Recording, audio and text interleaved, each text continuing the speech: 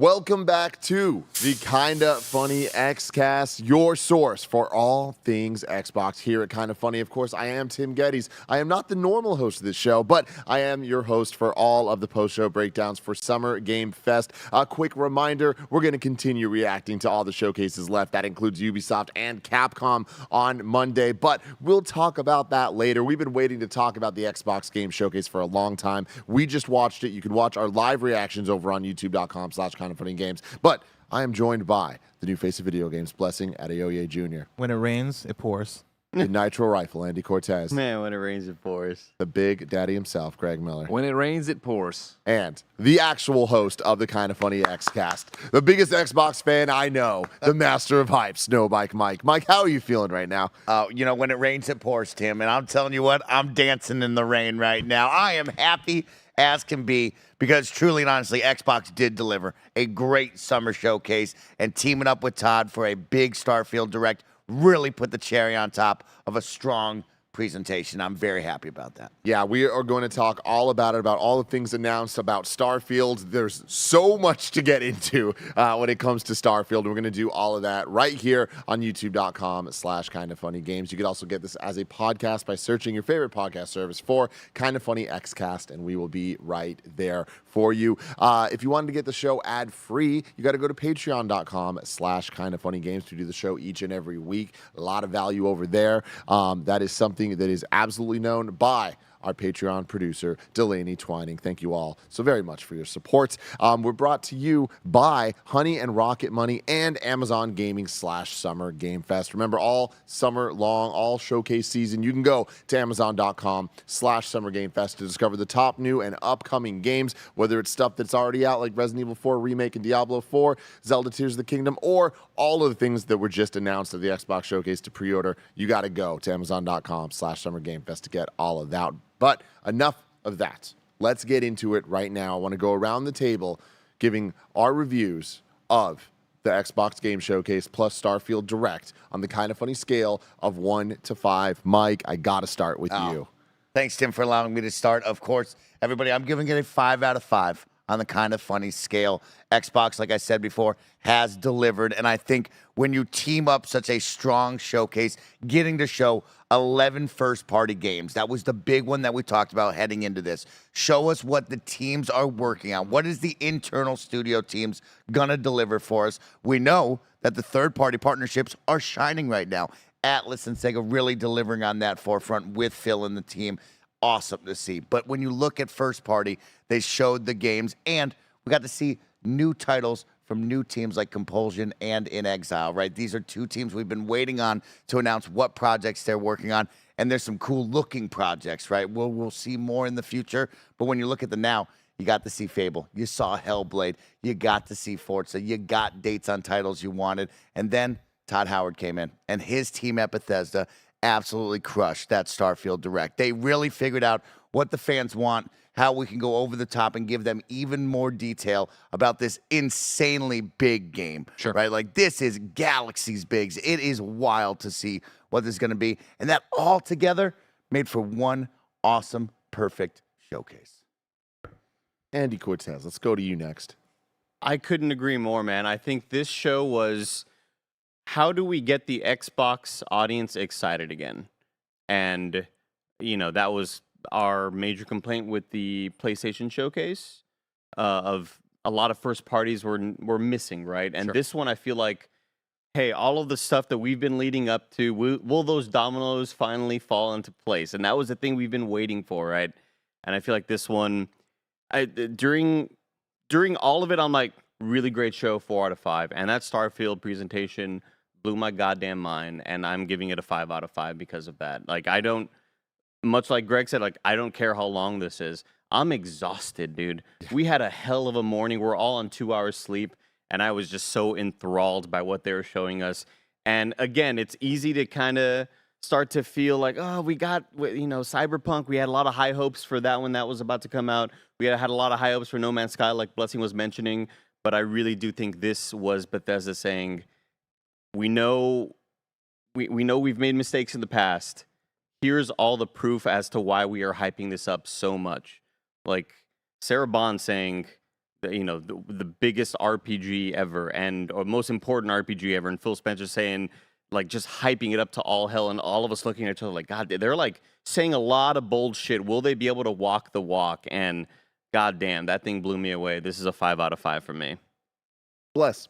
Yeah, I agree wholeheartedly. The Starfield presentation, for me, the thing that I've been talking about leading up to this is that Fallout presentation that we got back in 2015, where we got the big breakdown of all the different mechanics, right? And like getting into the systems. Here's what Fallout 4 looks like, and it's out this fall. That was such a cool presentation, and for me, one of my favorite E3 presentations ever as somebody who was a really big Fallout fan.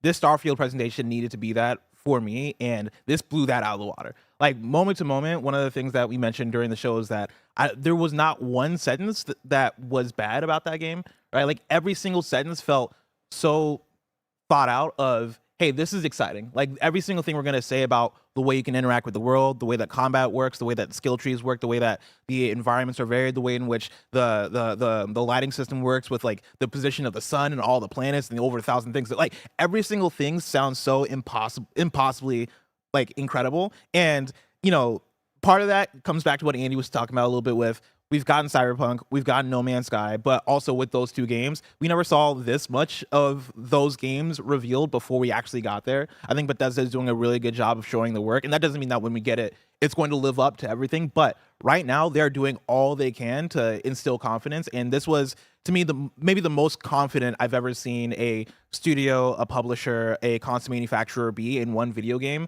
from Sarah and Phil talking about, hey, this is important, to them really breaking it down during that part of the showcase, and each of their devs being confident, being passionate, understanding what people like about Bethesda games, understanding that, hey, we have all these systems that invoke things like No Man's Sky and survival stuff with the breaking down of minerals and all this stuff, right? But there's still narrative, but there's still, fun combat. There's still those things that you love, those tentpoles of Bethesda games. Creativity. The creativity. This Starfield seems impossible. It seems like, maybe Tears of the Kingdom isn't a surefire bet for Game of the Year, right? And like, that is not a thing that I thought I would save over the course of 2023, but it seems like there's a chance that this can come out and it could outdo that. And that is something that I never would have thought. And so, yeah, no, this is a 5 out of 5. And then also, yeah, the rest of the presentation was great as well, right? Yeah. Like, I'm with you, Andy, that I was like 4 out of 5, and then we got Starfield. I'm like, oh, 5 out of 5. Shout out to Metaphor ReFantazio, like a new Atlas game from the team behind Persona 3, 4, and 5. Like, come on, let's go. I mean, for the two vets really quick, I mean, how many times in your lifetime do you get to see a big deep dive like that? What kind of games can actually deliver that? Yeah, I got the broken chair. I see you seeing and looking at me. But for real, I hate it. I've been battling this goddamn chair. Get it off the set. Here, change the chair with No, I'll get it. No, I don't want you Get to it do off that. the set. He yells at the other chairs. Now, here's the deal. For real, like, how many other games do you actually get that, right? Like, in our lifetime, we might not ever see that again, goddammit. Just I don't mind it being on the lowest rung.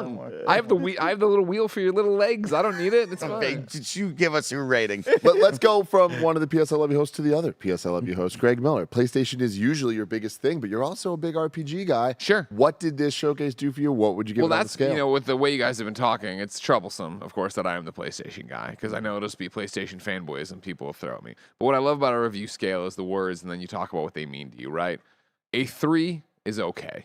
And it can either be like, it's okay, or it can be like, it's okay. And like trending toward, this was a 5 out of 5. This was amazing. This was an amazing showcase. This was an incredible showcase. Like, Tim, you said something I found thought-provoking on the SGF one, where we reacted and you were like, you gave it a 5 out of 5 for Summer Game Fest. And you were like, listen, if this isn't a 5 out of 5 for Summer Game Fest, what do you want? And I think it's very simple to look at this and go, listen, if this isn't a 5 out of 5 from Xbox, what do you want from Xbox? Like, I understand Halo, Gears, sure, okay, you know what I mean? I want State of Decay. Those are still things, those are still properties, those are still clamoring around. As just somebody who does this for a living every year, multiple times a year, right? It is the idea that they came out and they did say, here's what our first party is working on. Here's what's going on. Here are the things we're able to show you. Here are things we're able to talk about. And then for our biggest game that clearly, with their full chest, they believe is, as Mike said a long time ago, game of the generation. You know what I mean? For them to Bethesda to come out and be like,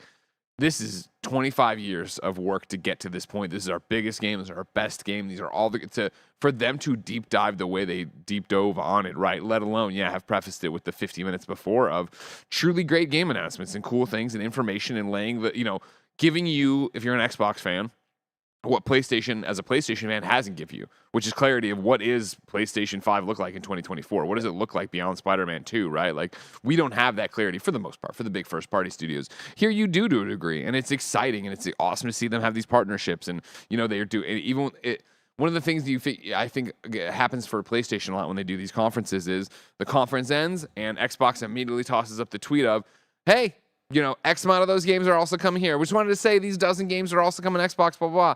The one thing here and you can look at the third-party partnerships here, but a lot of them were Game Pass deals, which PlayStation can't say. PlayStation does not say these are PlayStation Plus or PlayStation extra titles, right? Like, this is Xbox making the case for Game Pass, but making the game for Game Pass with their own studios, making their Game Pass argument with third-party partnerships, and then, of course, making the argument with Starfield, which just looked incredible.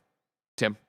This is a 5 out of 5. I mean, I really don't even think there's a question. I feel like, to Andy's point of before the Starfield, I can argue a 4. I think I'd have to argue it, though. I really do think that this is a 5. I think this is what I have been looking for, and I think my favorite thing about that is that a lot of these games aren't Tim games. They're definitely not the things I'm looking for from an Xbox. They're not the Gears or the Halo or the Perfect Dark or even with Hellblade, I would have liked to see more like gameplay that was actually like, this is the action-y type stuff, or action's not the right word, but you know what I mean? More like actual, this is what it looks like. And they even, gameplay. and they, right at the start of it, they mentioned, last year we showed you the combat snippet.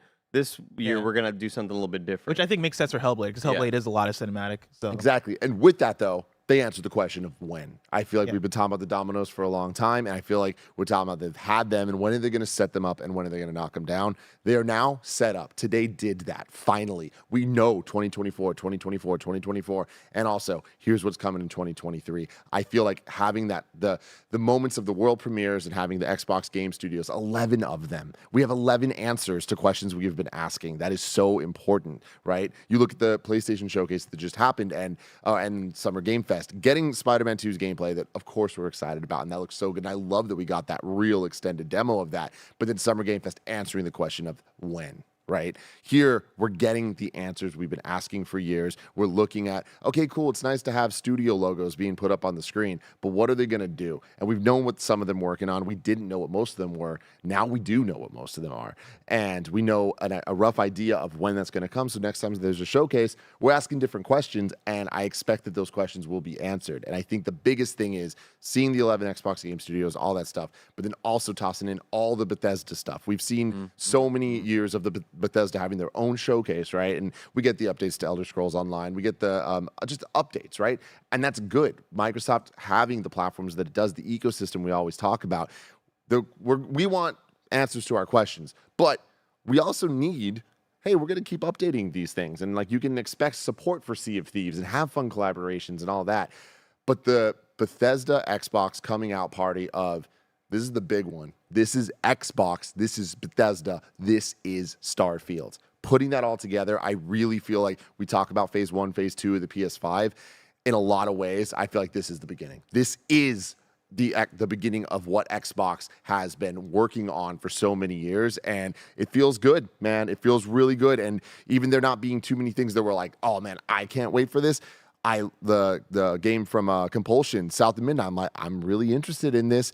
Towards the end of it, there was a bunch of things I didn't expect. I thought the showcase was going to end. Like, we get the Starfield thing, I'm like, all right, here we go. And it's like, nah, there's like 10 more announcements. And there were cool things like Still Wakes the Deep looked interesting. The Jusant, I think it was called. Just not. Looked really, really interesting.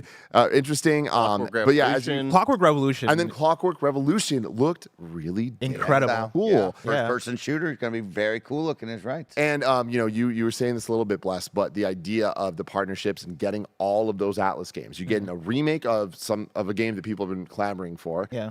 On an Xbox stage, right? You get a Persona 5 spin-off that, huge. like, there's already understanding expectations of what that's going to be quality-wise, which is good. Yeah. And then a surprise release that hopefully is a new franchise that people are going to love from that team.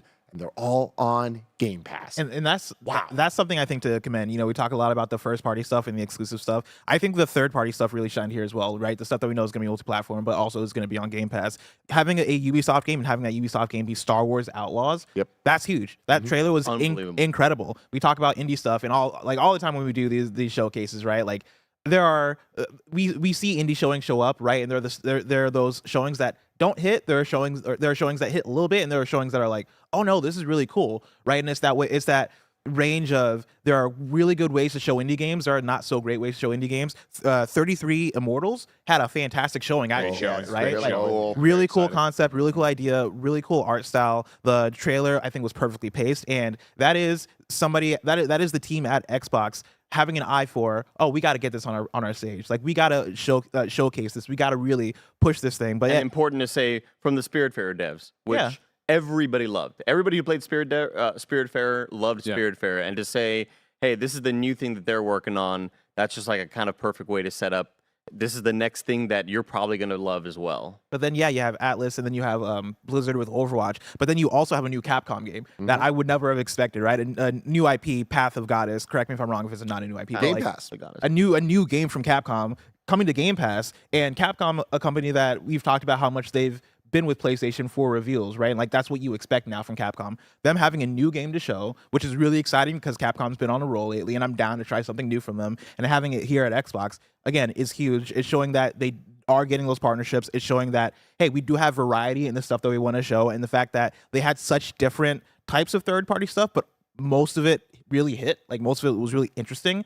I thought was great. This was like the perfect amount of variety and diversity in different types of games from different types of studios.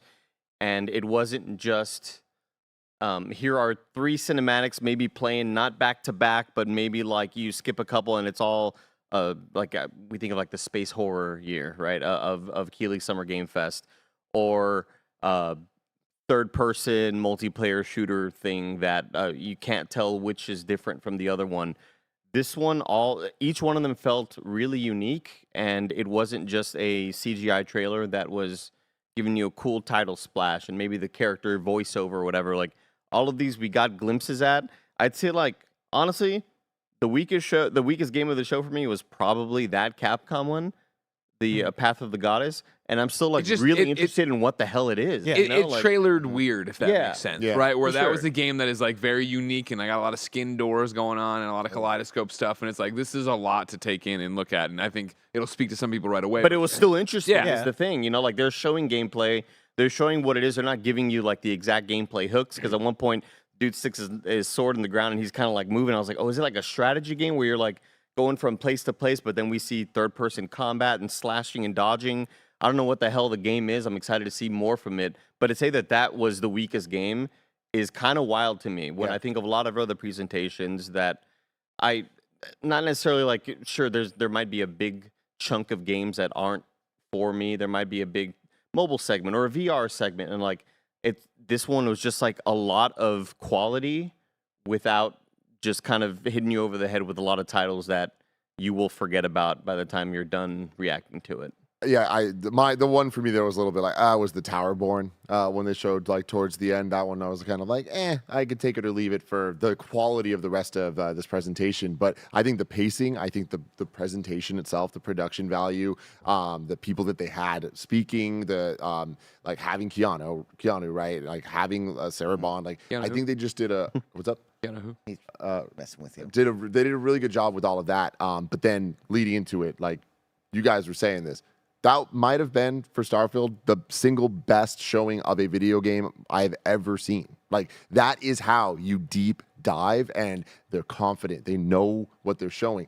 We'll see if the game is as good as that showcase. But that showcase was our kind of funny scale. 5 out of 5 does not mean perfect. 5 out of 5 means amazing. We thought this was an amazing thing. I think that the Starfield Direct was perfect. And it's crazy to me that about 15 minutes prior to that, after we saw the first glimpse of that trailer, I said, that's one of the best game trailers I've ever seen in my life. Yeah. And then, Andy, chill out. Now 'cause here in comes 15 the- minutes, Get we're ready. going to hit you over the fucking Criterion head. collection of this trailer comes out at you. Exactly. I think one of the best ways to put it, what we're talking about, right, of like talking about this, but then separating yourself from the game. Earlier in the chat, it went by Bander SN said, fantastic showcase. Now they just need to deliver on it. Yeah. Of course, that's the thing, right? Like showcases and all these conferences are all about hype, and they're all about marketing. They're all about pre-orders and the new controller and yada, yada, yada.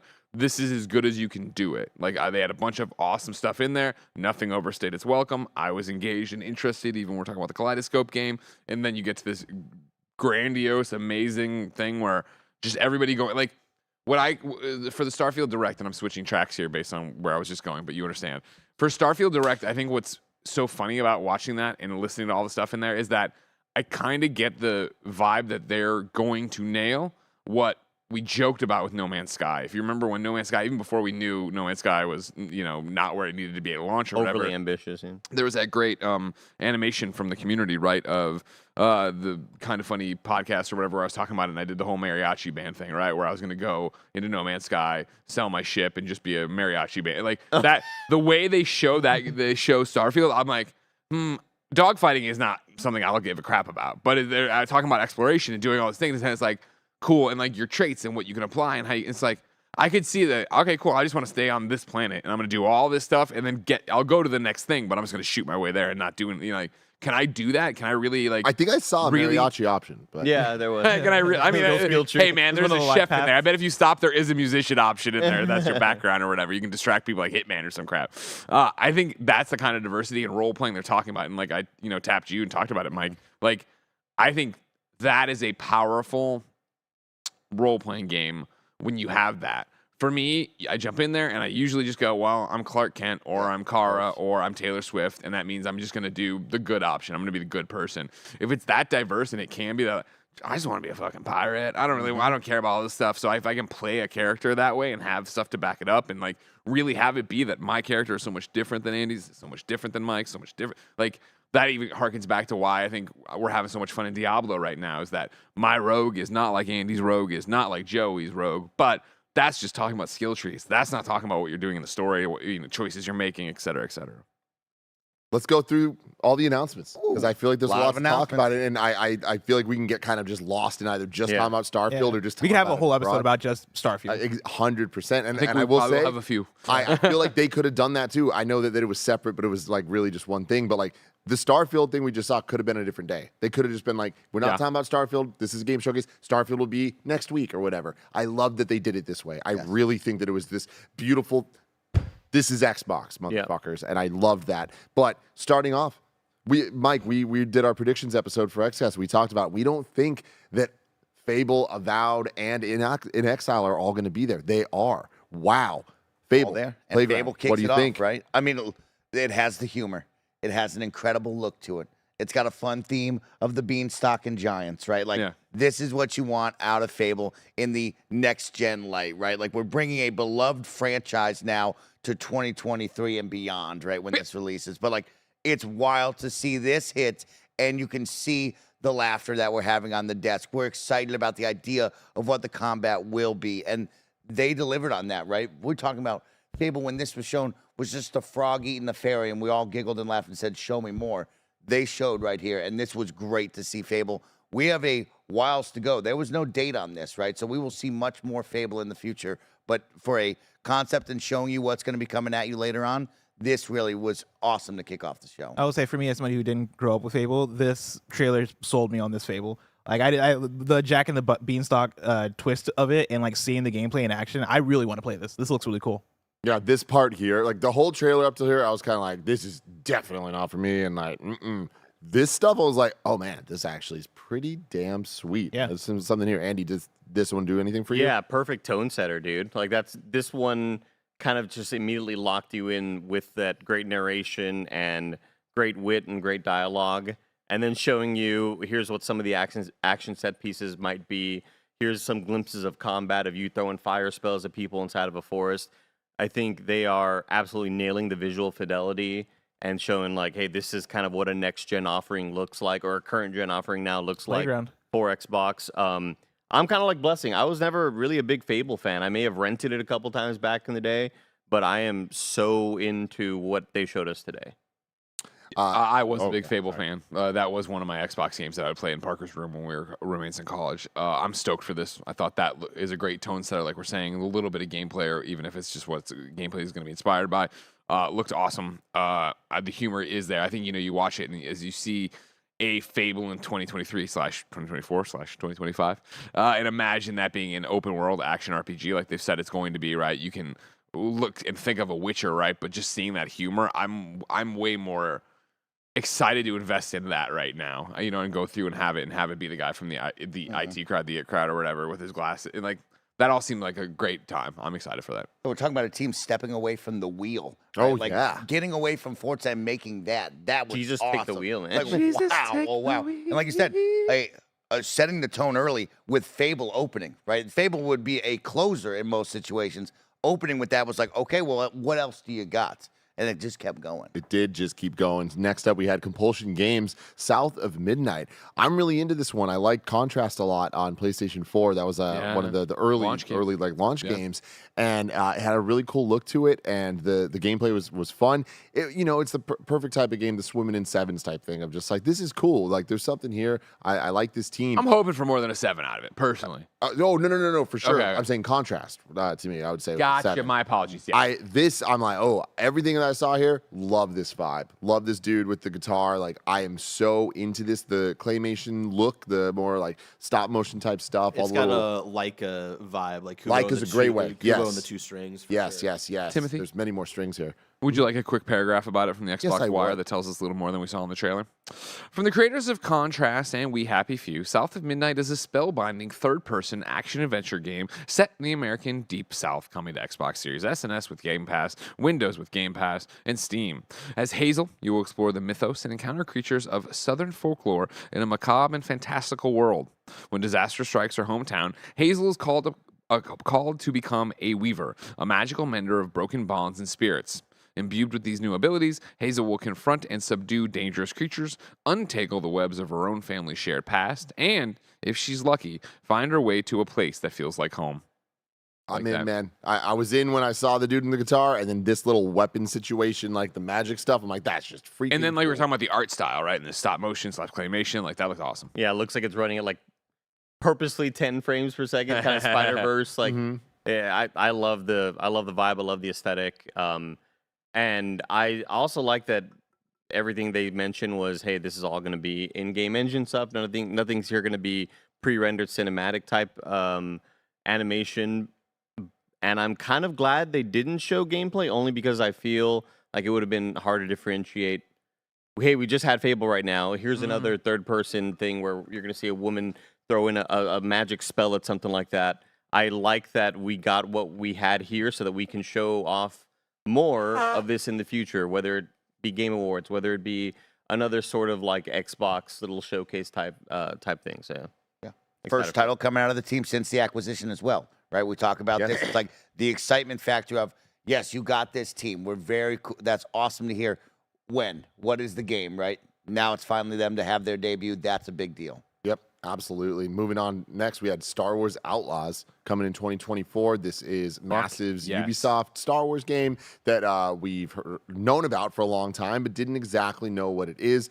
I thought this trailer was super rad. Being a Star Wars nerd, we're reading from IGN that it's set between Empire and Jedi. Would you like the official Xbox paragraph on this one as well, Timothy? Yes, I would, Greg. Experience the first ever open world Star Wars game. Star Wars Outlaws, set between the events of Star Wars The Empire Strikes Back and Star Wars Return of the Jedi. Explore new and iconic locations across the galaxy. Jedi. Not from a Jedi. Across the galaxy. And risk it all as Kay Vess, an emerging scoundrel seeking freedom and the means to start a new life, along with her companion Nyx. Fight, steal, and outwit crime syndicates as you join the galaxy's most wanted. If you're willing to take the risk, the galaxy is full of opportunity. Fuck yes. I am such a big, massive fan because of The Division. I know there have been rumors of it's not going to be Star Wars Division, but that's all we could wrap our head around. This is a great tone setter trailer. You know how much I love Star Wars based on Star Wars Jedi. I'm excited to see more Star Wars video games that get it hopefully right. And this is an awesome look at what it would be to be a scoundrel in the galaxy, right?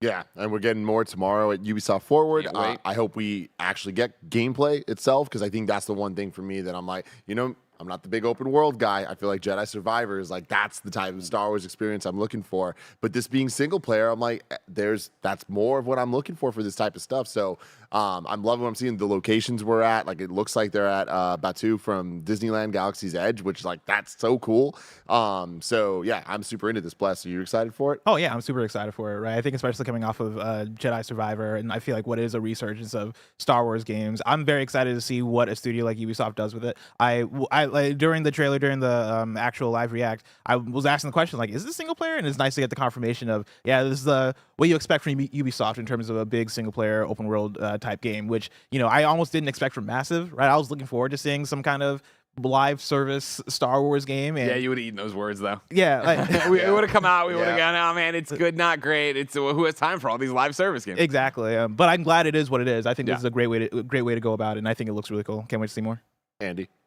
I mean, the music was so good. Like in it, you're just nonstop chills. It's kind of reminds me of why I loved Andor so much. It's a story separate from what we're used to with Jedis, and we're not necessarily getting a whole lot of that in this video game. But I love that it is the dirtier, grittier side of being somebody on the run, doing crimes in space. Super in.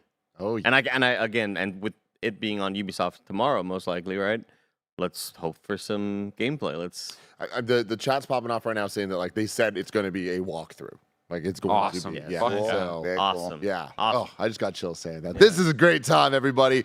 Moving on. Sarah Bond comes out on stage, kind of thanked set me. the tone. She thanked personally us. thanked you. No, Yes. no. Well, personally, me, the game. All of us. personally. The yes, gamer. Yes. And she kind of like really kind of was like, hey, motherfuckers, we got the stuff. And y'all saw some of it, but we got a lot more. Here it is. Then next up, it was Thunder Lotus, creators of Spiritfarer, showing off a 33-player co-op game called 33 Immortals coming in 2023. It will be coming to Game Pass. Mike, what'd you think? Wild. So cool. Mike, right? are you gonna buy this for 32 other people? Imagine, right? I might have to, Andy, because I need friends to play it with.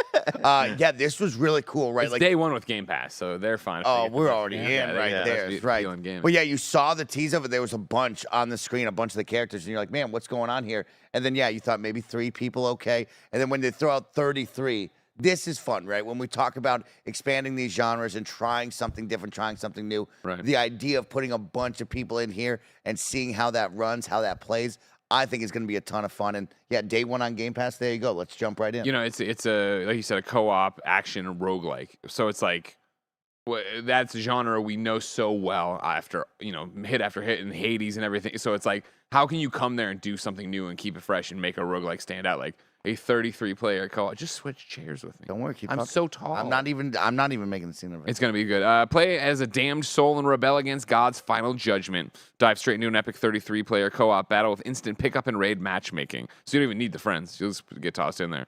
Cooperate with the allies to survive against hordes of monsters and massive challenging bosses. Expand your arsenal and equip powerful new relics to permanently upgrade your soul.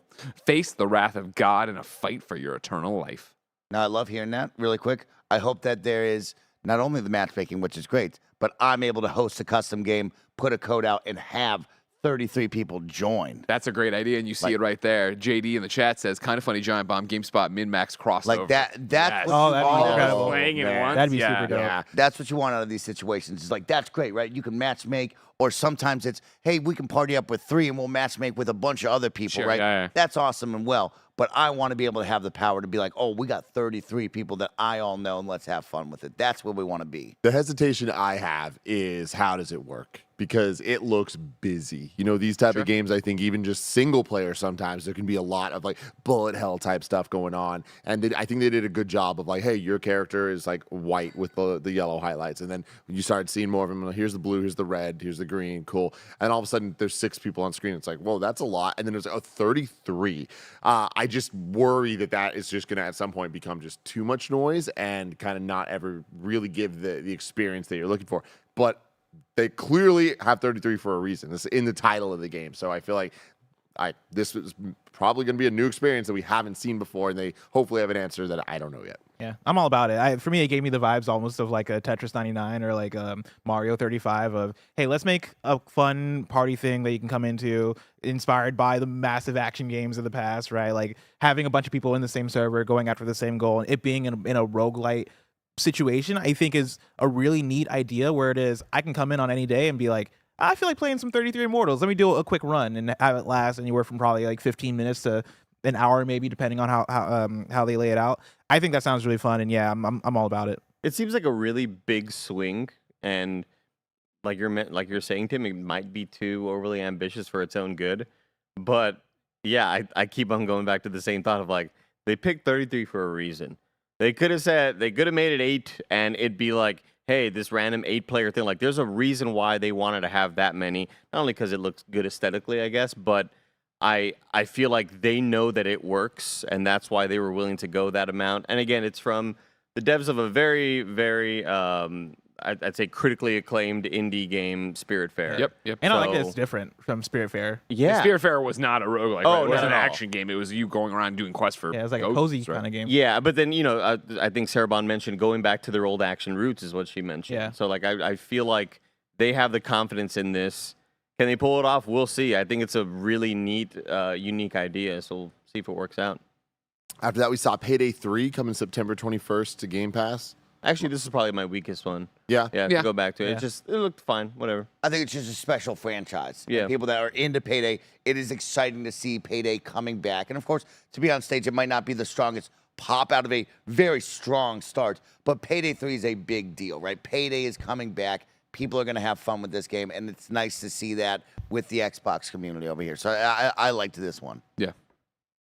Moving on after that, we had Persona 3 remake coming early 2024. It will be coming to Game Pass. And this is the type of thing earlier we were talking about. Is this a 5 out of 5? Is this a 4 out of 5? If this did not leak, Yep. it's a 5 out of 5. If this didn't right? leak, the pop that this would have gotten from Yep, it would've me been and Barrett in the back, wild. like I would have been going crazy over this thing. Like when it did leak, I went crazy at my desk and I was like, Bear, like come look at this, come watch this trailer with me. Hovered over your phone watching it. Yeah. And like the fact that the art style is evoking what we got with Persona 5, right? It's brought forward into the future. It is giving you that same story from Persona 3, those same characters. I know, Barrett, you mentioned earlier that it seems like you're not going to get FES content or Persona 3 portable content, which I think is a bummer. But I'm down to still be excited for it and play through it, just knowing I'm gonna get that original game with this new coat of paint that is gonna get a lot more people into it, because this is following up on Persona 5, which is the most popular Persona ever. So this is fantastic. I'm so excited for this. Yeah, the thing I was scared about for a remake, especially like getting like the visual updates for like a more modern Persona after 5, was that you're gonna lose a lot of the aesthetic that made Persona 3 special, and it seems like they're not really taking that away, but just updating little things that they've learned in not just like modern Persona, but just other modern Atlas games of what to update for Persona 3, which I think is really cool. So yeah, it's been confirmed that Persona 3 Reload won't include content from FES or portable, including the FemC protagonist. The basic concept of the Persona 3 remake was to remake the Persona 3.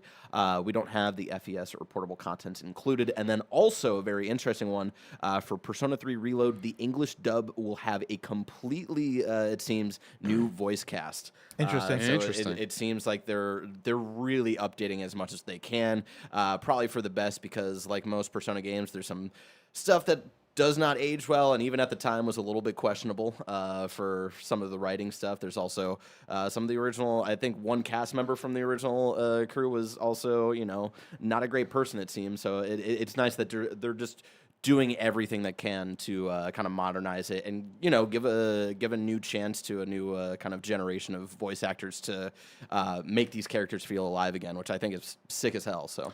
Seems like a big miss to not have the new content from the other ones. Am I wrong in saying that? Yeah, a lot of people are upset about FemC. Like, I know Persona 3 Portable is like a weird, like, there's some content that just doesn't feel as fleshed out in Portable, But to make up for that, like the FemC route in Persona 3 Portable is very beloved by a lot of people who played through that. So I think that's a big miss. And then also the FES, the content I think is called The Answer, is like the kind of bonus story stuff. I do think it's weird that it's not there. I don't think it's the end of the world personally. Like I thought the story basis for that stuff was interesting, but I think the gameplay stuff was maybe a little bit more kind of repetitive, more so to the point of like maybe they just didn't have a way to like modernize it and not make it feel kind of whatever. But we'll see. People are already joking that they're going to release a Persona 3 Reload like 2 years after this that includes all that stuff. So we'll see. Atlas on that one. That is a very, very good point. We're going to move on to another first-party Xbox game. But before we do that, I want to give you a word from our sponsors. This episode is brought to you by Amazon and Summer Game Fest. We are in an absolutely stacked year of video game releases, and you can find all of them on Amazon.com/SummerGameFest. I hope that you found a spare few hundred hours to play all the amazing games that have come out this year already. Gamers have been eating good this year, but this is the only place you want to be. Amazon.com/SummerGameFest, because guess what? This summer, there's going to be even more exciting announcements coming through of so many more video games that are about to be on all of your favorite consoles, like Final Fantasy 16, Armored Core 6, Diablo 4, Street Fighter 6, Mortal Kombat 1, Exo Primal, Assassin's Creed Mirage. The list goes on and on. You can go to Amazon.com/SummerGameFest all summer long to discover the top new and upcoming games as soon as they go up for pre-order, or you can go check out the website now for everything you might have missed so far this year. Again, that's Amazon.com/SummerGameFest for all of your video game needs. Today's episode is sponsored by PayPal Honey, the easy way to save when shopping on your iPhone or computer. But did you know it only takes a few seconds to get it? That means if you go to add it on your laptop or iPhone right now, you could be done before the ad read is even over. You know how good it feels to check something off of your to-do list, so hey, let's get to check-in. Honey is the free shopping tool that scours the internet for promo codes and applies the best one it finds to your cart. So imagine you're shopping on one of your favorite websites out there, and when you check out, the Honey button appears, and all that you have to do is click Apply Coupon. KindaFunny's been using Honey for years. It's literally saved us thousands of dollars on tech, food, costumes, ton of stuff. Honey doesn't just work on desktop. It works on your iPhone too. You just activate it on Safari on your phone, and you get to save on the go. Getting Honey seriously only takes a few seconds, and by getting it, you'll be doing yourself a solid and supporting this show. Get PayPal Honey for free at joinhoney.com/kindafunny. That's joinhoney.com/kindafunny. We all love gobbling up content, and we have an understanding of what subscriptions we use. Or do we? Do you know how much your subscriptions really cost? Most Americans think they spend around $80 a month on subscriptions when the actual total is closer to $200. That's right. You could be wasting hundreds of dollars each and every month on subscriptions you might not even know about. Rocket Money is a personal finance app that finds and cancels your unwanted subscriptions, monitors your spending, and it helps lower your bills all in one place. Rocket Money has saved some of us here at KindaFunny a ton of money, and it can help you too. Rocket Money also helps you manage all your finance in one place, and it automatically can help categorize your expenses so you can easily track your budget in real time. Stop throwing your money away, cancel unwanted subscriptions, and manage your expenses the easy way by going to rocketmoney.com/kindafunny. That's rocketmoney.com/kindafunny. One more time, rocketmoney.com/kindafunny. Rocket Money, kinda funny. Mike, Tim, Greg, I'm sorry. We have breaking Xbox Breaking news. Before Andy. you go on to any of this game stuff, Barrett, I need you to show this video. Jeff Keighley has put out the scoop of the century. Right now at Xbox Fan Fest, they are ripping off KindaFuty. What the fuck? They are doing right now, name the best Xbox franchise or whatever. And its survey says in its teams, this is outrageous. God. this is copyright infringement. Can you imagine Gimmick stealing an idea like infringement. this? Phil Spencer I'm will so be mad. hearing from our lawyers. Yeah, no. I know, okay. Oh my God. So We're funny. going to talk to Steve Harvey about this. I don't know who that is. The host.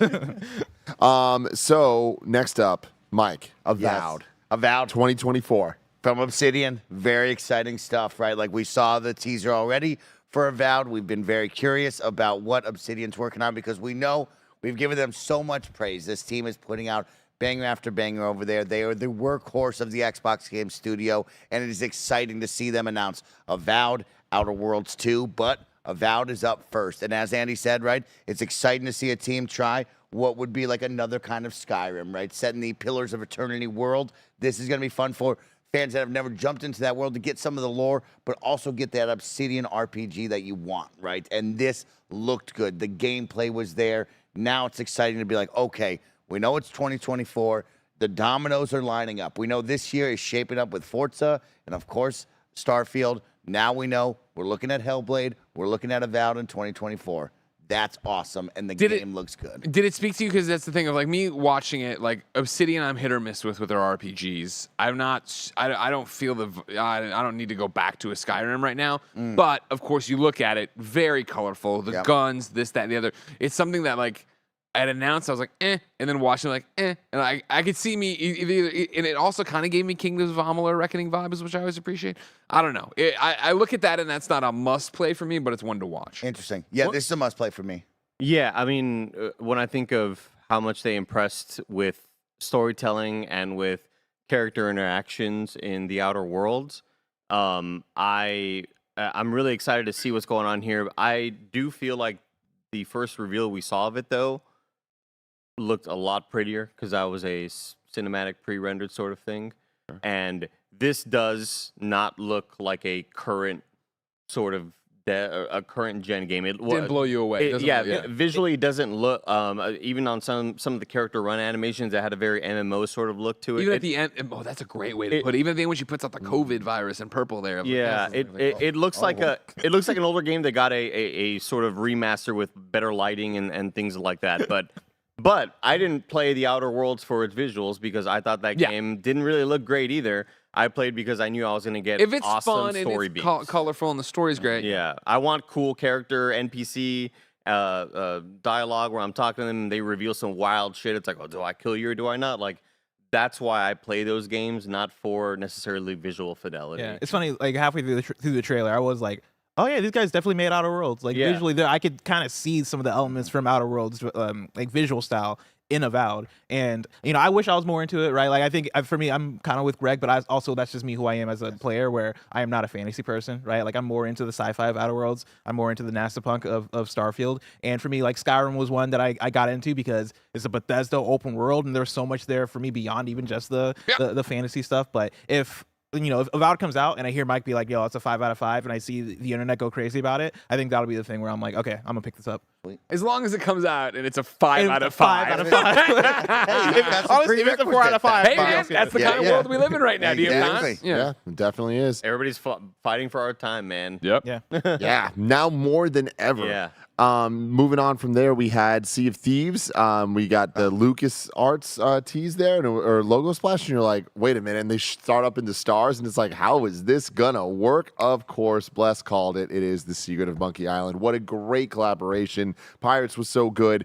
This seems awesome as well. This is such a no-brainer, but it also feels like such a big brainer. Like I feel like this is the type of thing, Dead Cells Castlevania, right? Where it's like, oh my God, can you imagine? It'd be awesome. And we have a pirate video game. What other pirate video games or pirate IP are we able to pull in? Great. I think all that's left is Goonies, or did they already do Goonies? They didn't do Goonies. Goonies, right? Yeah, I mean, big win and in July, so that's super exciting. Sure. And me and Greg played the Pirates of the Caribbean collab, and it was so good, right? They did a great job with storytelling, making the mission structure very focused, so you knew what you were doing, you were going about it and enjoying every single mission and set piece. Like, this is going to be cool to jump into that world and share a new world with new players. And that's the thing about it, right? Where like I loved Pirates of Life so much that it is that idea of like, okay, cool, this drop, I'm in it. You and me for a week again. You and me for a couple nights again. Yeah, let's go. Great music. Great music. Next up, so we're kind of in the update section a little bit here. Which I do think they did a good job of like not having dedicated sections. It was like, hey, here's a couple updates. Here's something new. Here's some more updates. Here's some stuff. You say update, but I'm going to need Greg to look this up. I believe Phil said this is a new game. Oh, it's a new game. Yeah, this isn't just an update. But what's interesting is I feel like Flight Simulator 2024, the way that they presented this felt very much like update, right? Like, and I feel like this it's weird where the annualized games, like we talk about sports games, things like Flight Simulator and all of that, what does that look like in a modern era? And we've had some, we talk about like it's a platform in Street Fighter V, and like there's been good examples, bad examples, all of that. Game Pass changes that in a lot of ways when Xbox is really focusing on that as their pitch. So in some ways, this is both a new title for people that want it that way, but it also seems like more of an update than you would traditionally get. And it doesn't need to be a brand new game. It can just kind of be the new Flight Simulator, right? Yeah, it's really exciting stuff. I mean, Flight Sim for what it is, right, is this incredible simulation of flying, landing, flying around, doing these. Now to have ideas of like jobs and what is around the flying world, what could you do and how do we elevate the gameplay? This is really freaking cool. Everything that pops on the screen, you go, oh, wow, for real? That's cool. Like, there wasn't a moment here that you watched and go, I wouldn't try that. So I really like that. It's funny because moment to moment, as the trailer's going on and they're showing all the different jobs, I wanted to laugh and I wanted to make fun of it because it just kept going and kept showing more and more obscure different things. But all of them were also kind of cool. Where it's like, oh yeah, do a helicopter rescue, like rescue somebody from a mountain. I'm like, that's funny, but also that's kind of really cool. The fact that they're thinking about all these different things that you can do. Before you take off, like kick out a belligerent drunk guy on a plane. Yeah. Exactly. Yeah, Real. and that's the thing, you know, for Flight Sim for me, it was always, let's go fly into the RGV. Yeah. Let's do stuff. Let's fly. Let's try to land by that Buckeyes or whatever, the Buckies. I don't know. Like, this seems like it's going to be mission-based, right? That's Yeah. the vibe I get of it, of go save this person, go deliver this cargo, do this thing. That's neat. I like that. I don't know why during that whole sort of trailer and you're seeing the person that you're controlling, I had so many Hitman vibes.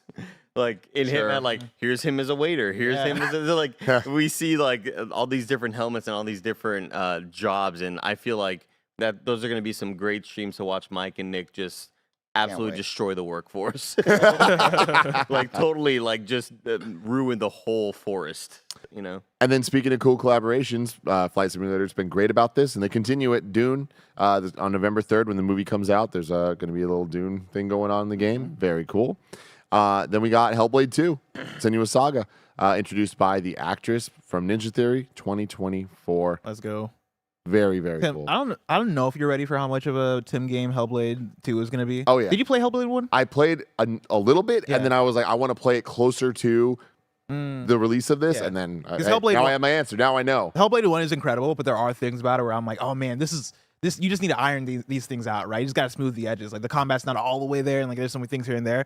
Hellblade 2, just from looking at that last trailer and seeing how they're diving into the visual fidelity and how the audio fidelity was already there, and how they used the binaural audio to really cement in how Senua's psychosis feels like. I cannot wait to see what that looks like with Hellblade 2. And I feel like you in particular, somebody who appreciates audio and somebody who likes that sort of thing, I think it's Super. going to blow you away. Super into it. Super excited to play fully through the first one as well. I will say, creeps me the fuck out. Like Andy likes the ASMR stuff. Like I love audio. I love surround sound. I love that spatial stuff. I don't know. It might be one of those like ick things for me, but I'm gonna try. I'm here. I'm gonna try pushing through though, because I think it's gonna be worth it. I might just watch this trailer when I go to sleep tonight. Like just leave it on and kind of doze off. I also thought that like the wall was one of those Tears of the Kingdom wall worms. Yep. And I was getting ready for it to like come out and then swallow Senua and spit her out. Like and then like the likes, yeah. wall worm. And then like she defeats it, and then a treasure chest pops out. We got a And wall you, also, worm. and you get a One with like stone. mustache. This is this is another one of those that we need to come up with an award after every one of these presentations of like the go home to watch it on your TV award. Sure. Because sure. I know Most anticipated 4K viewing. Yeah, I know what they bring when it comes to visual fidelity, and even playing through Senua last year or 2 years ago, whenever it was, when NVIDIA was like, "Hey, what's a game you want to play with ray tracing?" We saw Senua on the list. Like, I want to do that because I haven't played it yet, and I had a great time with it. And even then, it was visually stunning, and I'm really stoked to see how it looks now. I'm speaking a little out of turn here, and Andy, you might be able to help me here, but I think that with Hellblade as well, there's ray tracing audio, right? Where there, and I imagine it'll be with this as well, where there's the NVIDIA features that there's a couple different, not platforms, but I'm going to use that word because I don't know what it is, for 3D audio, where there's PlayStation has Tempest, Xbox has Dolby Atmos, and then NVIDIA has the ray traced audio is what They have they have ray trace audio. I'm not really sure if that was available at the time when we tried it out. But I definitely still had all of the cool sort of surround stuff in your headphones. It's like that's the preferred way to play it. It's really, really sensational. How you tracing those rays in audio format, Andy? I mean, I'd assume it's like a The way the sounds bounce around the room. It's the positioning, right? It's like more, it's the type of thing of like the surround sound where it's not just, oh, there's front speakers, side speakers, back speakers, and ceiling speakers. It's like, no, it sounds like it's here versus here. You know what I mean? it's less just like left and right channel stereo stuff. But even more than surround. and it's I know- 3D, truly 3D. Yeah, and I would need Mark Cerny to come like measure my ears and sort of see Sure. what's going on in there, you know. I would do that for this game. Tim, as you know, Sarah Bond opened thanking us, the gamers, for making this all possible. We, of course, couldn't do this without our audience, the Kind of Funny best friend community. And live right now over on YouTube, Nicholas said I should come give you some live ASMR. Oh no. Oh. I'm gonna step away. Do you know how tired I am? He's scatting. Scat in your mind. That was a lot. That was a lot. You're relaxed. But yeah, this looks great. This looks really, really cool. I love what we heard. Something about that I wanted more from. I don't know what it is, but that the presentation of Hellblade, I wish we saw. I know we saw the combat stuff before. I feel like the showing here could have had something more than just like a cool cinematic. What I thought about it, which I liked, was that I even though I watched Hellblade when Jen platinumed it, like so I experienced it that way, right? And so I felt so far everything I've seen for Hellblade 2 is I'm like, this doesn't feel like the same game. I liked that this was intimate, fucked up, and it's like, okay, cool, okay, this is Hellblade. This is what I expect, and what I want out of this journey is to know what's happening with her internally and everything she's going through. Next up, we had Like a Dragon Infinite Wealth coming early 2024. Fucking why the hell not? This looked fun. This is such an entertaining trailer. I love that they went for it with like the I forget is Majima? Ichiban. That's what it is. Having Ichiban just be nude on a beach throughout this entire trailer, right? And just have it be fun throughout, right? And have it be this funny thing. He's I in thought was America now. a cool way to go about it. Him being in America was weird. That was something that spoke to me. Of course, first off, shout out to Easy Allies for the raid right now. Thank you guys so much. Thank you, Easy Good seeing y'all. Yeah, one of the things about the Yakuza games is I've burned out on them because I feel like, and granted, I know they change and do different things. And yeah, this one, of course, was turn-based and et cetera, et cetera. But I want new. I don't want to be in the red light district. I'd like to see something different. If this whole game is in America and it's like doing this wacky stuff over here, a fish out of water story, I'm like, oh, It that looks like Hawaii specifically too. cool. That gets me super stoked to try it and see what's up with it. And really quick, I saw on Twitter that this is specifically like a Dragon 8. If the title got people confused, because it did confuse me. The 8 is sideways, right? Okay, because I thought it was Oh, like, it's the damn, are we doing a infinite symbol? different It's infinite, spin-off before we do 8? Like, how many games are they making here? Yeah, which I mean, they can't.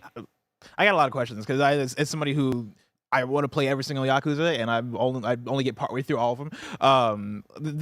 Like a Dragon 8, I believe it's supposed to be Ichiban, and then also I believe Kiryu like being in the same game. Right? Like a Dragon Infinite Wealth launching in early 2024 highlights an unexpected chain of events that sets two legendary Yakuza, Ichiban and Kazuma, on a larger-than-life RPG adventure. I didn't realize that Ichiban had the Ben Affleck back tattoo. Good for him. I don't know if that's Probably got that in prison.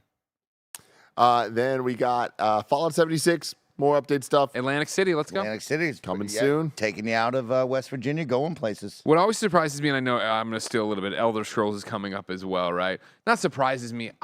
We talked about it here, the dedication to having these here, and the fact that, even if you're on the outside and you don't play them or you just want to be a hater or whatever, like there's an audience that still plays these. Yep. There's an audience that still invests money in them. Otherwise, they wouldn't make stuff for this. And they continue to make stuff for Elder Scrolls, for Fallout 76 to serve that audience. And that's great. And an audience that are still into it that, like, to this day now say, like, it is so much better than when it launched. Of course. We know it was really bad when it came out, and it is definitely worth playing if you're looking for this type of experience now. Next up, that was Capcom. Path of the Goddess, no release window, coming to Game Pass. I think all of us kind of talked about this one a little bit. Yeah. I'm with y'all where it's like, Capcom comes up and immediately I'm like, what could this be? But then pretty quickly I was like, oh, I don't know what this is. It seems new. And I'm with Andy. Doesn't seem very clear what it is, but Capcom is on a roll right now. It's not 100% success rate, but I think this is cool. And I think more than anything, I love that we're getting Capcom Xbox partnerships. I feel like it's what we saw in the showcase was a lot of look what we got and look in the direction we're going. It paints a very clear vision of what Xbox is trying to do over there. Yeah, and I like that we're getting a new IP from Yeah, Capcom. You know, they've been killing it with the remakes. They've been killing it with Street Fighter 6, Monster Hunter, all the stuff that we've known that they've been working on for years. The fact that they're working on new things like Exoprimal and this, and like from my preview with Exoprimal, that game seems really cool. I had a lot of fun with it. I'm down to try whatever this is. I'm with you also that this trailer didn't hit all the way just for what is this, and also it just looks weird and different. But maybe that's just what the game is, right? Maybe you get your hands on it and you're like, oh, this is weird. Two things I think are worth pulling out of the paragraph. I won't read the entire thing, right? But it's talking about using the power of the RE engine. And then enjoy a unique gameplay experience, blending action and strategy. Yeah. Witness an epic clash between the spirit realm and the mortal man. You know, that's actually go for it. I was just gonna say, watching the main character go from spot to spot where he's sort of like splitting the road, Right there, yeah. and even some of the animations that the main character's having with the teammates, it looked very turn-based. It looked very Grid-based, even. Fire Emblem grid-based type stuff. And I thought that's what it was gonna be. And then we see sort of more snippets where it looks a little bit more third-person action-ish. And maybe it is a really neat blend where they found a cool combination that'll. Again, I agree with Bless. Like, it's really cool seeing a new IP and like, hey, we can make new things and still be successful with all of our remakes. Like, because those remakes are successful, we can kind of take these swings. Yeah. Yeah. On the other side of that, though, like wanting remakes, wanting sequels, Mike, something I brought up earlier, the two of my predictions that I made, one was a long shot, Devil May Cry 6. Yes. Didn't see it. We did see Devil May Cry 5 make its debut at an Xbox show back in the day. So the time has not come yet, but I'm still hoping for it. And then the other thing is Hi-Fi Rush. Yes. Oh, the DLC felt like a lock, you know, with all That's surprising. the leaked achievements and things like that. So I still expect we'll get that. We do have we an do have the extended showcase, which yeah. I don't think they're trying to make announcements there, but who knows? I feel like Hi-Fi Rush kinda- DLC might fit. Because Hi-Fi Rush, honestly, if you're looking at the span of Xbox, it's a big game, but it's not the biggest game that Xbox has, right? And I think for a showcase that is so strong, I could see the argument of, hey, actually, let's save this for a couple days from now, or to not like, you know, just put things in for the sake of putting things in there. It's crazy that Hi-Fi Rush was like 3 years ago. Yeah. It is so wild. Moving on after that, we had Forza Motorsport, October 10th, which is a date we didn't officially know, but Yeah, was heavily rumored. Yeah, we heard a lot about that. We talked about it on the Xcast, of course. It was slated for spring 2023. We have now, moved into October on that one, but now it's locked in. Here we go. You got the dates. It is for a certain audience of racing fans, right? Like Andy spoke to. He wants the arcadey, open world kind of vibe of Forza Horizon. This is on the track. This is you getting deep down in it. So if you're interested in that, you're going to like it. If you're maybe someone like me, a casual, you're going to have a fun 2 weeks, and then you'll hop out. Maybe never go back. Maybe check out some cars on a track every now and then. But this will be the game that you show off the console, and you say, hey, this is the power. This is what it can do. Also, one thing to shout out, since we brought up the extended showcase, is that they did announce it. We never actually, 3 hours ago on news.xbox.com, they mentioned that more/other games to be revealed. This is Wario64 I'm reading from. More/other games to be revealed on Xbox Game Showcase extended on June 13th. Quote, as well as games from our creative partners that we didn't show you today. Cool. Very cool. And yeah, they said we're going to get a deeper dive into Avowed, behind-the-scenes look at performance capture in Hellblade 2, behind-the-scenes look at Flight Simulator, Dune's expansion, and more Towerborne. So, yeah, cool. Hey, maybe we get Hi-Fi Rush there. Hopefully. I'm hopeful. After that, we did get Elder Scrolls Online, June 20th, getting the Necrom expansion. Cool. Show off the stuff and move on. Overwatch 2, August 10th, character pack will be coming to Game Pass Ultimate. Andy, what do you got to say? Again, because we're not getting Overwatch PvE stuff, and that was that big sort of heartbreaker that Blizzard let us. They kind of put their hand on our shoulder and they're like, "Hey, we're sorry, we fucked up." Yeah, man. Here's some story it's missions. like- How about that? And it's Here's like, some story missions. well, damn, we this thing that you canceled is why we were like, okay, we understand over the final 6 months to a year of Overwatch going to be really, really weak. Because we know you're working on future stuff. That's great for you all. So when that got canceled, that was quite a bummer.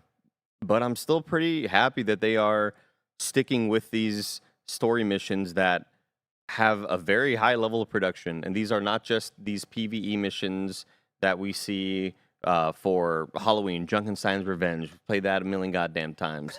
Or the number of other PvE missions that they have that are just sort of seasonal events.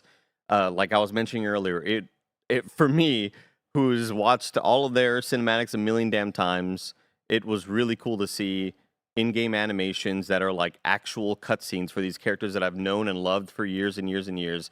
To watch them have in-game interactions this way that aren't just your character posing with the voice line, like it's something I'm very excited for and stoked to see where it goes. And I'm really legitimately excited, especially with the stuff that they had shown off back in the day when me and Blessing had the work from home thing. Let's react to what their PvE stuff is showing off. And hey, we have all these crazy varieties of enemies, and check out all this shit we're working on, and that's what we were really excited for this Look big at all PvE this crap drop. we're making too. Look at all. So when it all gets canceled, massive bummer, but it's still great that we are going to.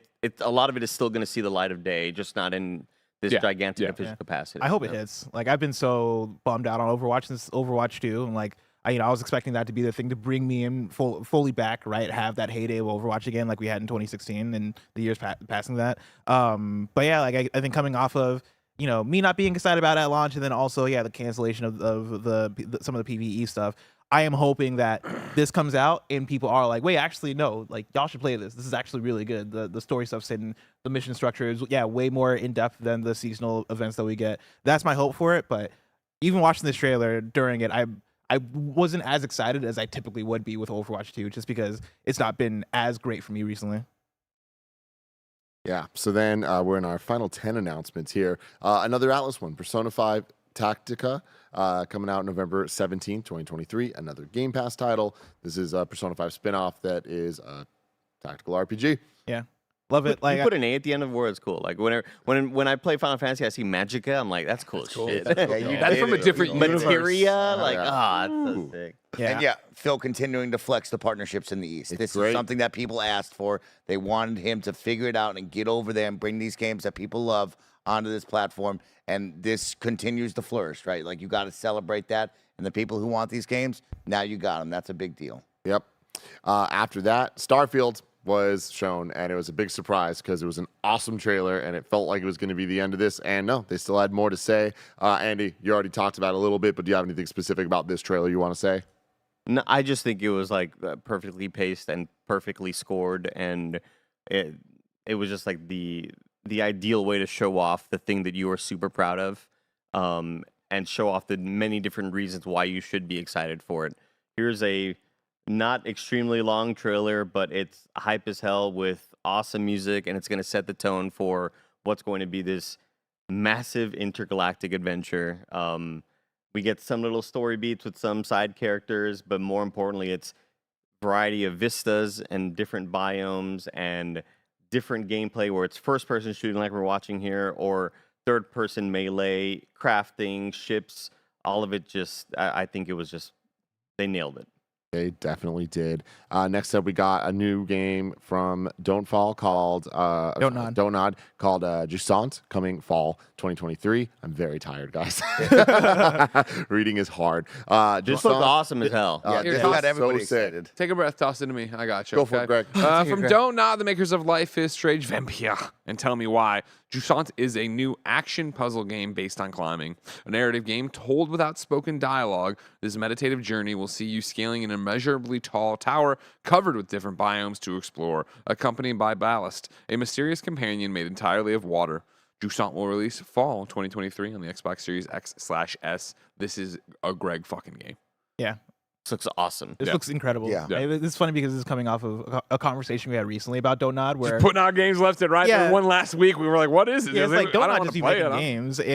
It feels like Don't Nod has had a little bit of an identity crisis ever since not making Life is Strange games. And I've not been as excited as we've been getting more and more of these announcements. This is the one that brought me back. From the start of the trailer, me and Tim were on the same wavelength of, is this like an eco type thing? What's going on here? And as you see more of the gameplay, it seems like purely a climbing game with a really cool art style, a really interesting different type of gameplay style, but then also a weird different kind of world to exist in. You got the little guy in the backpack that I forget what you Butt face. butt face, or if you're Greg, you think it looks like what? Titty. Titties. That's what he said. But yeah, I'm all about this. I can't wait to play Just Nut.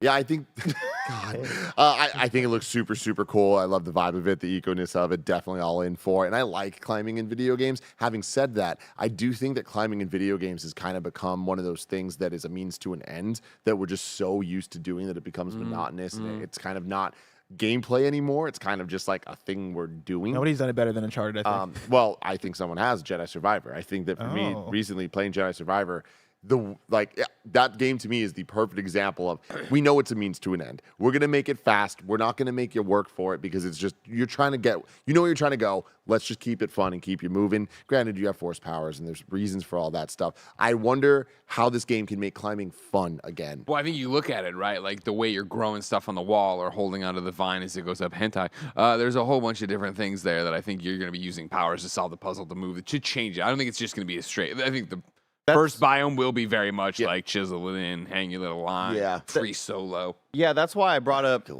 Death Stranding, because it. The game that made walking fun. Exactly. Like they gamified that in a way that required skill and patience. And this doesn't just look like a way to get to the next spot. It looks like this is the gameplay, especially it's such a simple thing, but watching the rope physics in this game, it's like something you just really wouldn't take a second glance at. But you know that is like integral to what this game is. And you know you're going to be throwing that fucking thing and hoping that you hit the right spot, and then you see that one animation where you're swinging across. It looks like it's full of mood and heart, and to me, it feels like it's going to be Celeste without dialogue, and you're going to be crying by the end of it without really knowing why. A short hike, if you will, without dialogue. You know, Short climb. Yeah. Cool. Next up, we had Still Wakes the Deep, 2024 Game Pass. Very short teaser. Loved it. I feel like that was like such a cool thing to showcase. It's like you get what this is without seeing much of it. This could be real special. Yeah, it kind of reminds me of just a much higher fidelity, realistic looking version of Firewatch. Like, you are here. There's mysterious shit happening. You are trying to escape something, and you don't know what the hell it is you're running from yet in this trailer. It just looks like full of suspense, and it's going to be one of those thrilling experiences that I think is going to be like maybe 5 hours long. Yeah, and exactly. And I think that this being a short teaser, super cool visuals. The logo type I think is really great too. Like I know everything I need to know about this. Of like, oh, I got my eye on this one. And this is sort of an indie section that doesn't feel anything like an indie section because we're talking about a Don't Nod game that looks really cool. Talking about this game from Secret Mode that again looks really different. Looks like a big AAA thing, but also I think it's hitting. And then even the next thing we're about to get into is a really just cool to toss in there. You say Secret Mode. Remember, it's also Chinese room. So you're talking about Dear Esther. Everybody's gone to the Rapture. And Amnesia. Well, I'm reading off this. Amnesia War, a Machine for Pigs. I don't know. Maybe that was Secret, but that's what they're talking about there. And this reminds me so much of the other indie we saw that's under Quantic Dreams label that I played at SGF that I'll talk about tomorrow on Gamescast. But a guy ran through all that and lost the fucking Under the Waves. Another one that is like a psychological you're under it, but this one is way more survival horror about it. Return to first person. Still Wakes the Deep is a return to the first person narrative horror genre from the creators of the critically acclaimed Dear Esther, Everybody's Gone to the Rapture, Amnesia. A Glaswellian oil rig worker must fight for his life through a visceral storm, claustrophobic surroundings, thick, dark, and perilous North Sea waters. All communications are cut off, all exits are gone, and the only way to defeat the horror aboard is to face it. I mean, that sounds fun. Hell yeah. Trailer look good too. Then we got Dungeons of Hinterberg. This is Game Pass, September 26, 2023. Hurt Andy's eyes. That one looked cool. So, it's not that it hurt Andy's eyes. I happened to glance over at Greg's little note. He put, "It hurts Andy's tiny eyes." I did forget that. I wrote that. He's got such tiny little eyes. You know what I mean? It's like a Millhouse without the glasses. Armed with a sword and a tourist guide, explore the beautiful alpine village of Hinterberg and uncover the magic hidden within its dungeons. Master magic, solve puzzles, and slay monsters. All this and more await you in Hinterberg. What's like winter, so stop screwing up, Greg. Hinterberg. Prepare to go on a vacation in a modern-day village in the Austrian Alps, but instead of skiing and hiking, you'll be slaying monsters, hunting for loot, and solving puzzles. 25 magical dungeons have recently appeared around Hinterberg. The monster slaying has become a major tourist attraction, drawing adventurers from all over the world to the small village. That's a cool premise. It really is. It could be cool, and especially in a world that is missing traditional Zelda dungeons, I feel like coming out with something like this that has such a great visual identity, and you see the gameplay in that. There was like so many things on my, oh, that looks like this game, that looks like this game, and it all looks like it's being done pretty well. It's just a matter of, can they make that all work in a cohesive package, and will it just drown out with the amount of video games coming out this year? And like, is the timing right, or will it ever not be right again just because of where we're at? I don't know. The reason why I mentioned that it makes my eyes hurt was because it reminds me visually a lot of, and I'm Googling it right now, and I'm fucking frantically trying to type in stuff, and I can't figure it out. You talking about Bayonetta again? It's the one indie game that came out last year, Sable. maybe 2 years. Sable. Mm. It has a very, very similar Sable sort of look, but Rollerdrome. Sable and Rollerdrome have very like the further out you are, the less you get those Defined lines, yeah. drawn-in lines that kind of remind you of Borderlands, you know. But this one, it just felt like they were kind of all over the screen at some times, and I was like, ugh. They also, both of those games that we're talking about there have very specific color palettes, where this one seems to be way more different colors that may not all kind of like work and kind of like some of the purples there felt really weird and stuff like that, whereas Rollerdrome and Sable went more like warm and reds and stuff like that. So Put this on my list, though, Andy, of games I want to watch on 4K OLED monitor. Like, I feel like the colors are going to pop. Game and watch. I'll take it. Oh. I'll take it. But look, I'm so sleepy. I'm We got our sorry. boy Keanu. He comes out. He's talking about Cyberpunk. He's awesome. Phantom Liberty. Yeah. Let's go, samurai. Idris Elba in this one. This looks cool. This I gotta one's got a dust cool off. premise. Yeah. I gotta dust off my Cyberpunk save to get ready. I don't want to drop back in and not know what the hell's going Do on. we know anything about this? Will this be able to, let's say I make a new character, can I jump right into this? Is it its own like kind of standalone area? Do you think you got to beat the whole story? Does anybody know Well, how you much got to I play need it to at put SGF, into right? I'll be Cyberpunk? honest, I do not know the answer to Okay. that in particular question. Let me but- see if in the notes. I got them. This I really dig, right? And I would like to jump into this Cyberpunk story. Okay, that's pretty great, actually. We're gonna get But yeah, claimed. tune in to Gamescast tomorrow Yeah. to hear more about this. Ooh. Yeah. Ooh. Little tease for everyone out there. City Skylines 2, October 14th, coming to Game Pass. Lit. Inspirational So trailer. good. Yeah, I mean, yes, just powerful, man. Moving stuff. But yeah, City Skylines is a very good game, right? An awesome sim, building out your cities. This is going to be fun. Love that it's coming on Game Pass. Cannot wait to play this. Then we have Metaphor ReFantazio. Metaphor ReFantazio. Yes, that's what it is. Yeah, From Atlas. that checks out. Like- 2024. On mine, I wrote down Persona thing. in talking about the fact that it sucks that Persona 3 and Persona Tactica leaked because you would have gotten pops from me and Bear out of those. The fact that those did leak and this third thing didn't leak, as far as I know, or maybe I just didn't pay attention to it. We knew that RE Fantasy was a thing Yeah. for years at this point.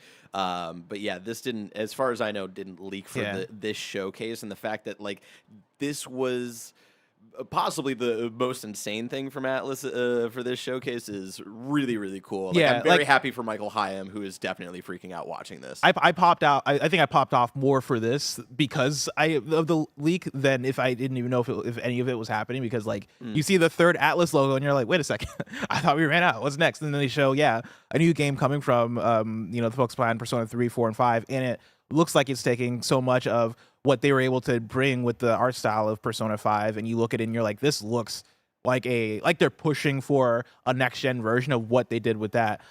It looks really cool. The team behind it sounds fantastic. They got Shoji Meguro on the soundtrack doing the composition, and Shoji Meguro, one of the greatest composers of all time, of course, doing the soundtrack for Persona 5. That has me super excited. All the stuff that we're seeing in the trailer, again, looks really cool, looks really involved, looks like more Persona, but has a different style to it that makes me It really seems wonder about it. A little bit more of a mixed stylistically of Persona and like a more SMT fantasy kind of stuff, Yeah. while being its own thing and its own different IP, which I find very impressive. For those who don't know, like the kind of OG Persona team left Peace Studios to make their own kind of new studio, and this is the thing that they've been working on for a while. And the new leadership at Persona P Studios is remaking a bunch of shit. Yeah. and it looks good. Like this, in the last couple of years, we got SMT5, and then we got Soul Hackers 2. And Soul Hackers 2 was one that I really wanted to like, because it seemed like it was taking quite a few of those Persona 5 elements, and something not even something about it. I think it just was the fact that there was a lack of production value. TLC in Like in Soul Hackers the 2. production value was very evidently it's not on par with what you would imagine it to be. Watching this trailer, this looks like what you'd want out of the production value of that type of game. And so again, I'm very excited for this. 100%. Towerborne 2024, another Game Pass one. Mike, what do you got about this? You know what? This one got me because I will always love Castle Crashers, right? The idea of a side-scrolling beat 'em up in a fantasy world, right? Like, I'm into that. And so this is coming from the team behind Banner Saga, so it will have a probably very rich and beautiful-looking world, but I am excited to give this a try, play the game with the team. I know that this will be at the extended showcase, I believe, so we'll see probably more of this, as you said. So, yeah, I'm in on this. I'm interested. The one thing I was disappointed with in this trailer is that I think that either the narrator or someone in this video said like massive worlds to explore, and it being a side scroller kind of disappointed me. Like explore these big old worlds with your friends and like a bunch of stuff to discover, and in an ever changing world, it's like but it's still a side scroller, and that feels kind of limiting in a sense. I don't know. Then we had In Exile's Clockwork Revolution coming in due time, they say. That was good. That was really real good. good. Great no trailer. actual date. Really great trailer. Exciting trailer of like what this game is going to be and what you can expect from it. And I am a sucker for changing the timeline and going through and Flashpoint and everything, and really seeing how that works and how that goes. It reminds me of a bunch of different games I played. I want to say, I forget, the Eternity one from PS2 where there's like 19 different endings that I always I was love. going to say BioShock Infinite. It does. It definitely looks like Bioshock Infinite. There's a little bit of that there For sure. as well, where you're changing things about like an alternate reality, and then you go into and jump into a different world that's similar, right? Yeah, but this gave all the right vibes for me to be like, oh yeah, I want to know more about this. Yeah, I want to play this. Mike, I wish we had Paris here for this one because he was the one calling. Yeah. He's like, I want to know what In Exile's doing. Like, I want to see what it looks like. We need to see it here. We saw it. It looks great. What do you think? They delivered it. I mean, it's really exciting. I mean, of course, over on the KindaFunny Xcast side, me and Paris and Gary have been talking about what Compulsion's doing, what is In Exile doing, and there's always been the murmurs and rumors of, hey, this is what we hear. It's going to be a steampunk first-person shooter, right? And when you saw it come on screen, it's like, oh, man, like, it is that, and it looks cool. This does look fun, and I love BioShock Infinite. So, yeah, when Greggy brings up these kind of worlds, what you see there, I'm all in on this. And it's awesome. Another time, a first debut game for the Xbox Game Studios with In Exile after that purchase. So that's a big deal as well. Yeah, one thing I like about this trailer too is I think the BioShock inspiration is very evident, but it does such a good job of showing its own identity. And it wasn't until about halfway through the trailer where I was like, oh, this is kind of BioShock. And earlier in the year, not even this year, late last year, we got the trailer for Judas, and that one I was like, oh, okay, we're getting more BioShock. This seems like that, but in a really cool, very unique way of, oh yeah, what can we do with these time mechanics? What can we do with this steampunk world? Can we get the moments of, I think of Cause and Effect from Titanfall 2 or the Crack in the Slab, I believe, from Dishonored 2. Can we get moments like that where you're playing around with time and doing cool stuff? I'm excited to see more about this game. One thing before we jump on, of course, we have many KindaFunny best friends dialed in around the industry. One that is on KindaFunny Games Daily each and every day, correcting us, is Radek from CD Projekt Red. He reports on your Phantom Liberty question, Thank Michael, you. that it's just like Witcher 3 with Heart and Stone and Blood and Wine, which means you'll be able to start Phantom Liberty regardless of your main campaign status. Yes, that's exactly what I want. Thank you. Too bad I want to bring my Kevin Coelho looking V into this game and have him go get on this. But now I can transmog my outfit so he doesn't have to look like low-rent Joker. Then we had Phil come out and kind of celebrate what just happened. 11 first-party I studios. would have loved it. He was like, cool shit, right? Yeah. What y'all think of that shit? Giving a nice little recap of everything we saw, kind of like teeing us up for what we thought was going to be Starfield. But they still had some more stuff. New Series S, Carbon Black, September 1st, $350 with a 1 terabyte storage drive. Like, cool stuff, man. I love that these showcases have kind of evolved and changed for years. We've talked about, like, I wish that they would talk more about systems and ecosystems and like apps and stuff and PlayStation specifically, like having the PlayStation Home or PlayStation like Plus, like in showcases, spending the right amount of time to do that stuff. or for the hardware or for the things instead of just putting it on the blog, right? I mean, you can say what you want, but of course, you did get your remote play Project Q announcement at the last show. You are right. You're right. Yeah. And your little earbuds that Mike. But sorry, Yeah. my point is this is happening now. Yeah. Like, I like that we're seeing it, but more so, I'm happy that we're seeing a lot of the, hey, here's this thing. You'll see more at this other showcase. It makes all of the Summer Game Fest stuff start to feel a bit more connected. So I just like the direction that we're moving in with. I like this because, my prediction was we'd see Xbox Game Pass Family Plan announced here. We did not. Of course, we do know that Xbox, like Phil said, we're committed to the consoles. We got more consoles now going out into the wild for you to be able to purchase. We now have another option, and Xbox has been great at giving you options, right? We now finally have a new storage unit that you can put into the console and elevate that storage if you have that. You now have 3 different SKUs of the Xbox next-gen consoles, right? Like, you have the Series X that's giving you the ultimate performance. You have the S. It's the cheapest way to jump into this ecosystem and be able to do that. Then on top of that, now you have one that we've all asked for. We said, hey, the storage in this Xbox Series S is not enough. It's a powerful, fast console, and it's giving me what I want, but it's not doing what I need with the storage. Good job on that. Yep.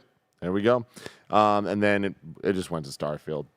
And, like, man, I feel like we're going to be talking about this for a very, very long time, Mike, especially you and the boys we're gonna over. be deep diving nonstop, man. I can't wait. It's Holy crazy, dude. Like, I can't remember the last time, if ever, at KindaFunny, there's been a presentation where we all just stopped taking notes and just watched. Yeah. Because it was going to be impossible to keep up with, right? And I think it is, in the same way.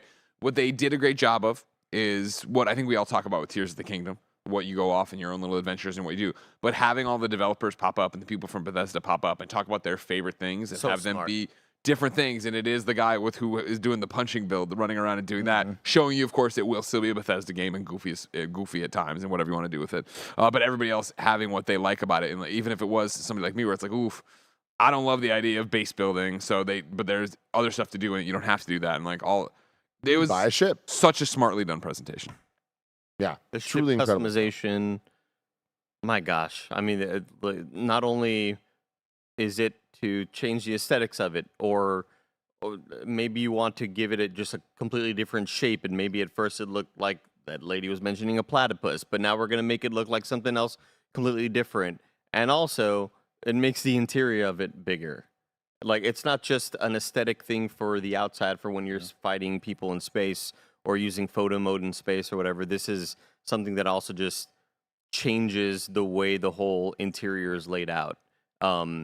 That level of care and customization, it's no wonder why this game has been in development for so long, because so many of these systems can hit the cutting room floor. They can hit the chopping block, and people say, we're just not going to be able to hit this. Let's cancel this whole system. And the fact that they are just going all out in what seems to be a lot of different systems, scary a little bit, right? You start to worry, like, are all of these going to be, 60, 70% baked in? Are we going to have, how many of these are going to be like full baked, full effort? Not saying they're not going to do effort, but how many of these systems, because there's a shitload of them, how many of them are going to be like, is this going to be a jack of all trades, master of none sort of thing? Yeah. But are these systems going to multiply out into different scenarios and different possibilities, or are they going to be these, defined things where it's like pick option A, B, or C? Yeah, I was just so blown away by everything. I love the idea of them in Character Creator getting really, really great 3D scans of all sorts of different types of people, and you pick your your basis or whatever, and you start to customize from there. And that's how they mentioned that's how they made a lot of the people in the game as everybody. well. Everybody's from that same thing, so that's why cool. anybody you meet you could be somebody you made, which is such a great thing. Where I think I can look at some of this and be like, Heaven man, right there. these aren't these. I remember this actually might have been one of the first criticisms of the gameplay trailer, but like all these faces don't look that detailed. Oh, blah blah blah. If that's the vibe and the unifying art theme of the world, it's gonna sing and it's gonna be good. I do have a question for you guys. So we saw, I don't know exactly how long that was, 45 minutes of Starfield. They went into pretty much anything we could ever want to know about it. I was so surprised how it just kept going, and they kept being like, and now there's this, and now there's this, and now there's this. And they had the right people talking about it, saying the right things, all of that. When we went out, Roger brought up a good point, which was when Phil was on Xcast recently, he said that we will know at this event whether Starfield is 30 frames per second, 60 frames per second. What are the frames per second? We didn't get that information. I have a feeling we will learn soon enough, wherever that is. But was there something missing besides that from this for you guys? Or can you not think of anything?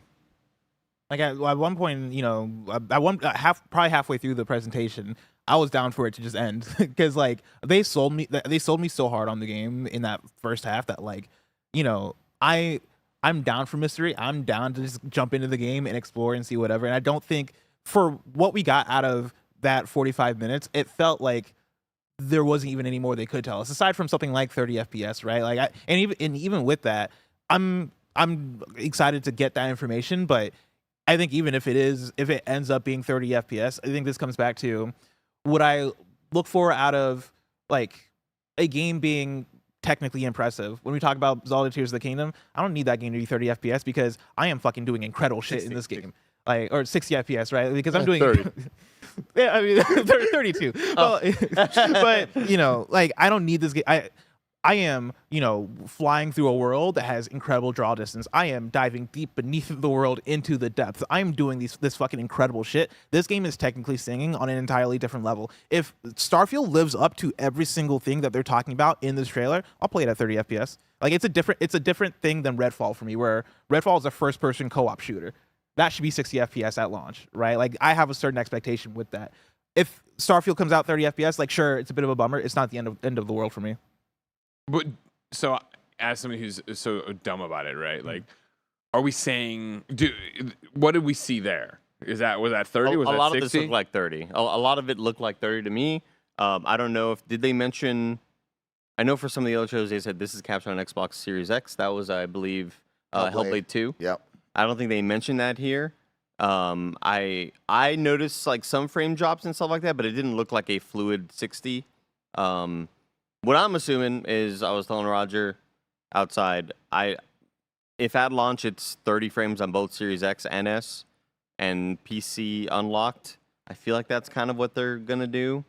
But they did say that it was built for Series X, right? Like that was again, Mike, you have to correct me here because this was from the Phil interview, but they're making a big deal about it being ground up. Xbox Series X is the like premier platform for this thing, and I know PC is more powerful and stuff, but you'd kind of expect the thing it's built for to be the one that sings. Yeah, I don't disagree. I mean, it would still be a bit disappointing for me for it not to be 60, but even with as large as it is. I thought what I saw today looked great. If that's what it looks like when I play it, I'm not going to complain or have a problem. But again, I'm not the frame counter, and like I know people want to throw it back in our face. We came up a lot during our Redfall thing. Mm-hmm. That was a different thing, and just in general how Redfall looked, and then on top of that, 30 frames, which really called out this is not a pretty game, even though like at a standstill it should be, and it's not for me. So, any final thoughts on this? Again, I'm sure we're going to be talking about Starfield so much. Yeah. So we don't need to go too deep into it because they already did. But Mike, I'm gonna let you close this one out. Thanks, Tim. Your show. Yeah, let's give a big shout out to the Xbox team and the Bethesda team for coming together and really putting together one heck of a show that I think not only myself, the Xbox community, and I'm sure gamers all around really enjoyed, right? Like this was a great Sunday on a beautiful summer day to celebrate games. Totally normal Sunday. For Xbox to come out and absolutely deliver, right? They have gone for a couple of years now of, oh, just wait till next year. Oh, this could be the year. Well, it's not, right? And Phil and the team have taken that, and they've clearly seen that, and it really looks like they figured it out on the presentation side of what is the flow, what do gamers want to see, how do we deliver on that, and from what we wanted, which is mainly to see first-party titles ready to rock and roll, they did that, right? And they complemented it so well with partnerships, with third-party games, and then to have a mega presentation from Todd Howard and the team with Starfield Direct, something that we might not ever get in our lifetime again, or a very rarity of a game of that scale showing you that much and a killer presentation to back it. I mean, man, oh man, what a special one here. And I think this will be the showcase we talk about in Xbox history for quite some time. This in the past decade is probably their best one they've had in a long, long time. So truly and honestly, I'm very happy, and I can't wait to talk about it more. I'm so glad that the Xbox community will have something to rally behind, and you got games coming, and that's what we wanted. Yes, absolutely. And games are going to keep coming because it is Summer Game Fest season. Remember, you can go to Amazon.com/Summer Game Fest all summer long to get all the games that are already out or pre-order all of your favorites that you might have seen today and tomorrow when we will be live reacting to the Ubisoft Forward at 10 a.m. Pacific here on YouTube.com/KindaFunnyGames and Twitch.tv/KindaFunnyGames. Hang out with us all day from 10 a.m. to 5 p.m. as we are going to do Ubisoft. We're going to break that down. We're going to hang out and have fun with you in the chat. Then we're going to do a Gamescast talking about all the games that we played at Summer Game Fest. All 5 of us played a whole bunch of different video games. It's going to be so fun to talk about. And then we'll close out the day reacting to the Capcom showcase. What a time to be a gamer. Until next time, I love you. Goodbye.